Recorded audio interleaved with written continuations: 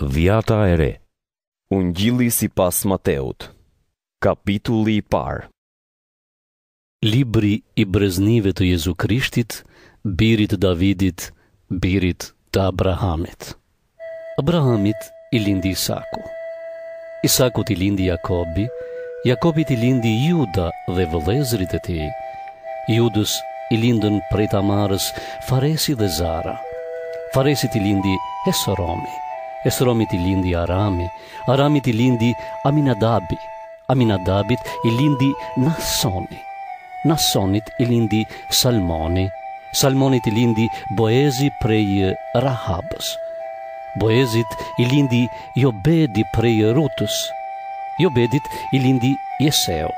Jeseut i lindi Davidi, mbreti. Davidit i lindi Solomoni nga gruaja e Urias. Solomonit i lindi Roboami. Roboamit i lindi Abiu. Abiut i lindi Asafi. Asafit i lindi Josafati. Josafatit i lindi Jorami. Joramit i lindi Ozia. Ozis i lindi Joatami. Joatamit i lindi Akazi. Akazit i lindi Ezekia. Ezekis i lindi Manaseu. Manaseut i lindi Amosi. Amosit i lindi Josia. Josis i lindi Jekonia dhe vëllezërit e tij në kohën e shpërnguljes në Babiloni. Pas shpërnguljes në Babiloni, Jekonis i lindi Salatieli. Salatielit i lindi Zorobabeli. Zorobabelit i lindi Abiudi. Abiudit i lindi Eliakimi. Eliakimit i lindi Azori. Azorit i lindi Sadoku. Sadokut i lindi Akimi. Akimit i lindi Eliudi. Eliudit i lindi Eleazari.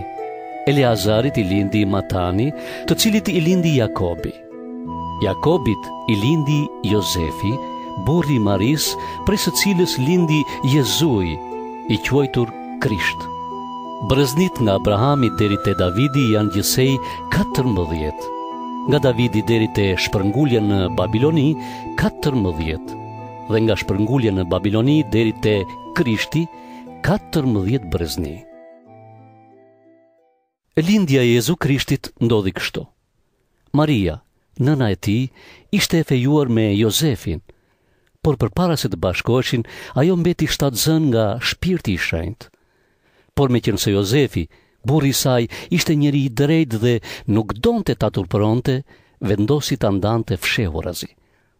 Ndërsa po mendonte këto gjëra, një angjëll i Zotit ju shfaq në ëndër dhe i tha: Jozef, biri i Davidit, mos ki frikë ta marrësh për grua Marin. Fëmia që është ngjizur në të është nga shpirti i shenjtë. Ajo do të lindë një djalë dhe ti do t'ia vësh emrin Jezu, sepse ai do të shpëtojë popullin e tij nga mëkatet e tyre. E gjithë kjo ndodhi që të përmbushej çfarë kishte thënë Zoti nëpërmjet profetit.